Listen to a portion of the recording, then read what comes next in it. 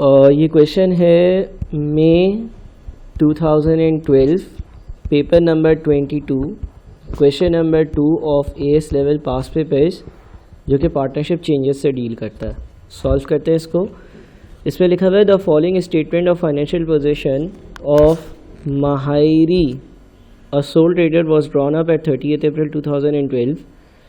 Statement of financial position at 30th April 2012, non current assets, current liabilities, finance by, सारी चीज़ें दी हुई हैं।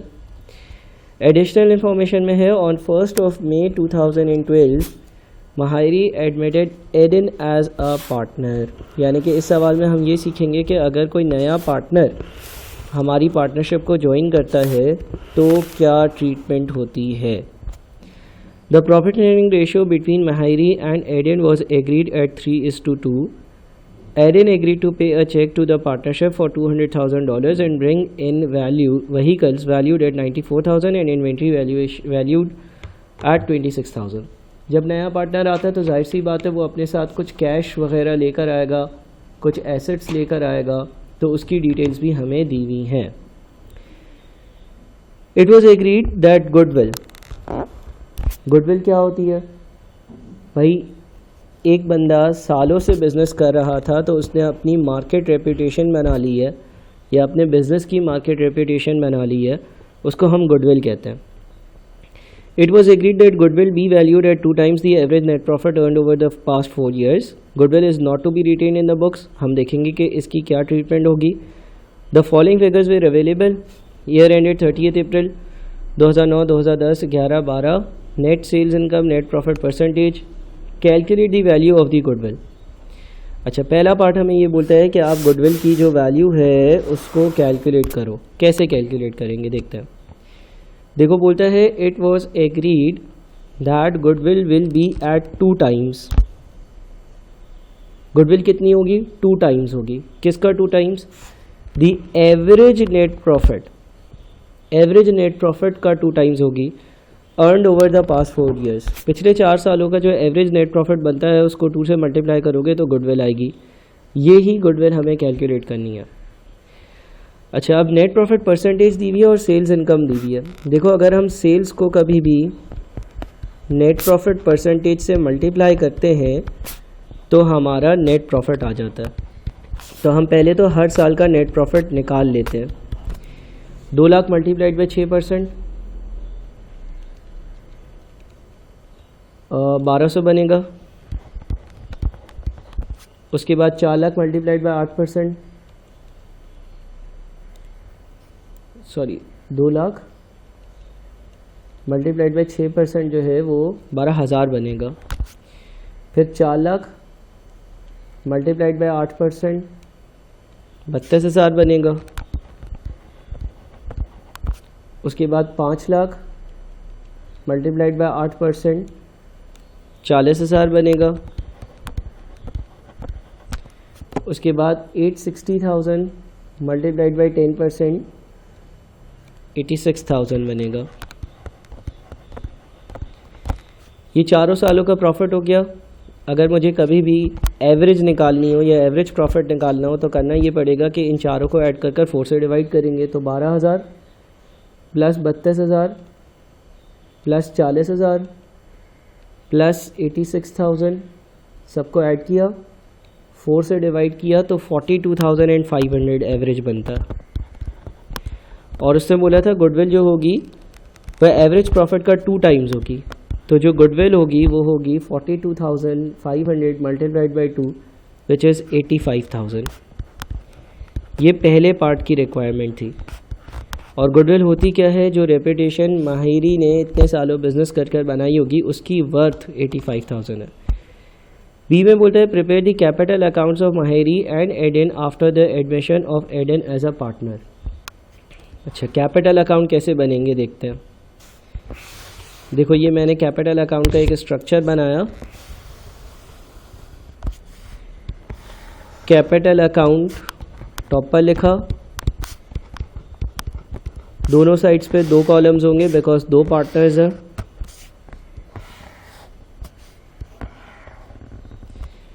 महरी एडन, महरी एड इन, दोनों डॉलर्स में सारी डिनोमिनेशंस हैं। मेहरी पहले से ही पार्टनरशिप में था और इसका जो कैपिटल है वो 442,000 है, तो यहाँ पर ब्रॉड डाउन लिख दिया और 442,000 लिख दिया। ठीक है। अच्छा, उसके बाद गुडविल, जब कोई नया पार्टनर आता है या पुराना पार्टनर जाता है तो गुडविल की कैलकुलेशन होती है। गुडविल जो बन रही है उसकी वैल्यू बन रही है 85,000।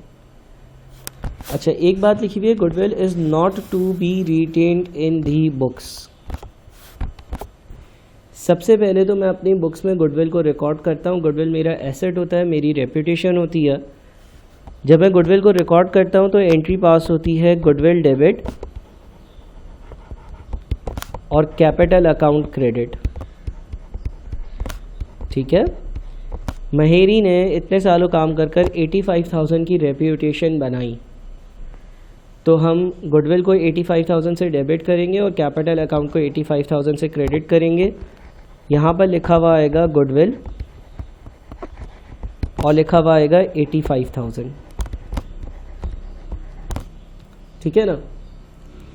अच्छा, इससे क्या होगा, इससे गुडविल का अकाउंट क्रिएट हो जाएगा और गुडविल के अकाउंट में 85,000 रिकॉर्डेड होंगे।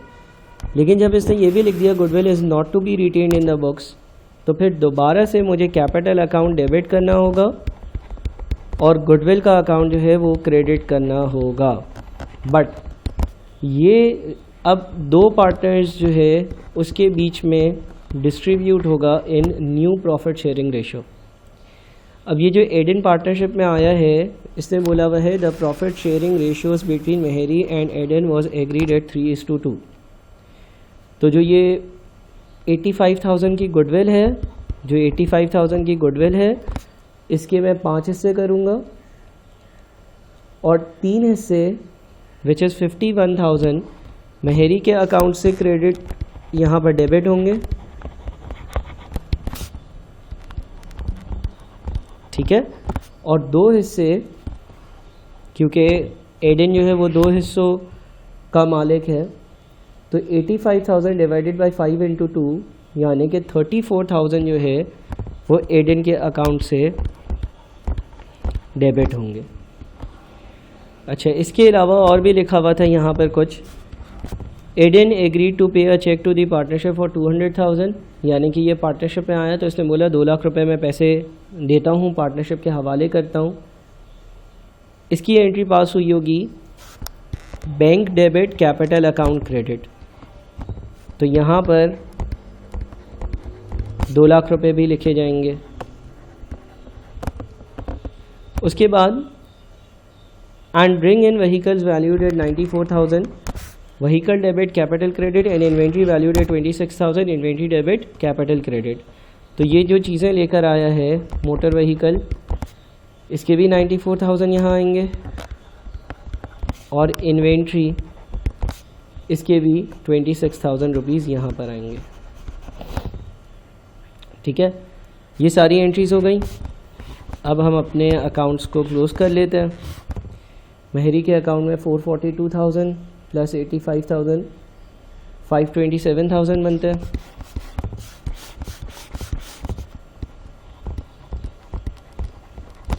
लेस 51,000 तो कैरी डाउन बनेगा 476,000।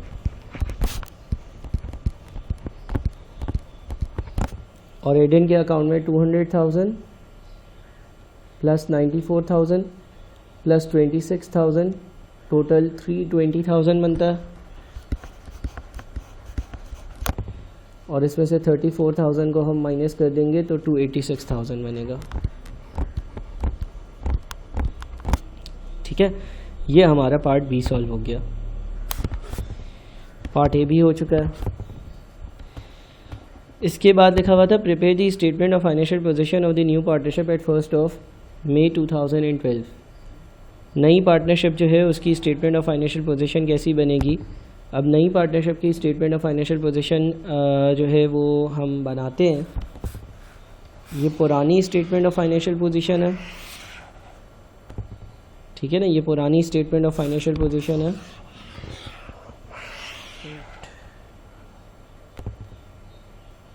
खैर, तो मैं एक काम करता हूँ, कैपिटल अकाउंट को मिटा कर ही ना यहीं पर बना देता हूँ। आप लोगों के सामने क्वेश्चन होना चाहिए, कहीं से आप इस ईयर का क्वेश्चन डाउनलोड कर लीजिएगा।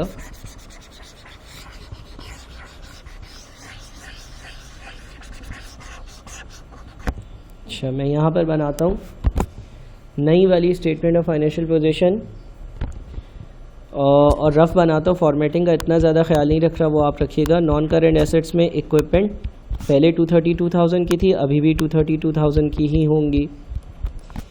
फिक्सर्स एंड फिटिंग्स पहले भी 160,000 के थे, अभी भी 160,000 के होंगे। इसके बाद एक और नॉन करेंट एसेट होगा व्हीकल 94,000 पर, क्योंकि वो जो नया पार्टनर आया था वो व्हीकल लेकर आया था। तो टोटल नॉन करेंट एसेट्स जो है वो हो जाएंगे 232,000 प्लस 160,000 प्लस 94,000, यानी कि 486,000 के 486,000। उसके बाद आते हैं करंट एसेट्स। इन्वेंट्री, पहले इन्वेंट्री थी 86,000 की, पहले इन्वेंट्री थी 86,000 की। नया पार्टनर जो है वो 26,000 की मज़ीद इन्वेंट्री लेकर आया है। तो 86,000 प्लस 26,000 इज़ 112,000 112,000। इसके बाद ट्रेड रिसीवेबल्स, ट्रेड रिसीवेबल्स जो है उसकी वैल्यू 16,000 रुपये ही है। इसके बाद बैंक, ये एक नई चीज़ आएगी। जो नया पार्टनर आया था वो अपने साथ 2 लाख रुपए लेकर आया था। एग्रीड? जो नया पार्टनर आया था वो अपने साथ 2 लाख रुपए लेकर आया था। अच्छा, पिछले साल तक मेरी बैंक की एक करंट लायबिलिटी थी, यानी कि ये बैंक ओवरड्राफ्ट होगा, यानी कि नेगेटिव बैलेंस होगा। तो अगर वो 2 लाख रुपए लेकर आया है तो अब मेरे बैंक अकाउंट का बैलेंस 186,000 पॉजिटिव हो जाना चाहिए।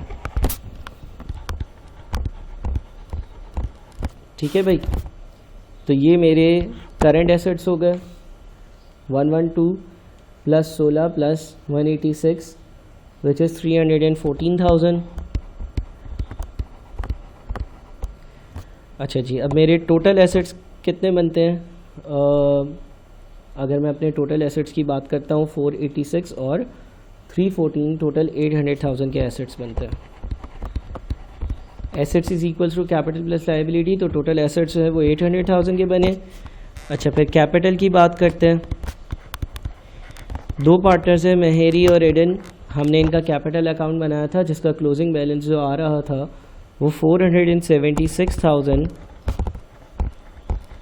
और 286,000 आ रहा था। तो 476,000 और 286,000 इन टोटल बन जाता है आपका 762,000। और फिर फाइनली आपकी करंट लायबिलिटीज़ हैं 38,000 की। तो करंट लायबिलिटीज़ ट्रेड पेएबल्स 38,000 और ये क्लोज हो जाएगा एट 800,000। ठीक है, तो इस तरह से हमारी स्टेटमेंट ऑफ फाइनेंशियल पोजीशन भी तैयार हो गई।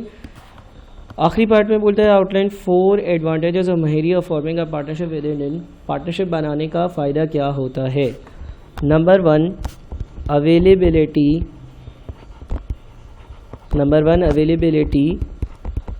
Of more capital. जब एक से ज़्यादा लोग होते हैं तो ज़्यादा कैपिटल अवेलेबल होता है। Number 2 sharing of risk and responsibilities. Sharing of risks and responsibilities, जिम्मेदारियां जो हैं वो बढ़ जाती हैं। Number 3 different